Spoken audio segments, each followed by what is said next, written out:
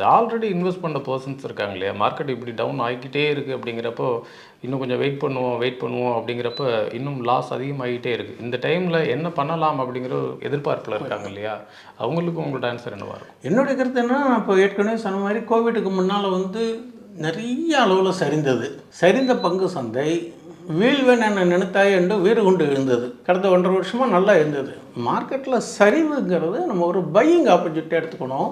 ஏற்கனவே இன்வெஸ்டர்ஸாக இருந்தால் அவங்க குறைஞ்ச விலையில் வாங்கியிருப்பாங்க. அவங்களுக்கு பெரிய நஷ்டங்கள் இருக்காது. அவங்க லாபத்தில் வேணால் ஒரு பகுதி குறைஞ்சிருக்கலாமே தவிர அவருடைய இன்வெஸ்ட்மெண்ட்டு எப்படிங்கிறது போர்ட்ஃபோலியோ மேனேஜ்மெண்ட்டை பார்த்து தான் முடிவு எடுத்துக்கணும். அப்போ பார்க்குற போது அதை 3 டைப்ஸ் ஆஃபாக பண்ணிக்கணும். நான் ஏற்கனவே சொல்லியிருக்கேன், over valued, fair valued and under valued.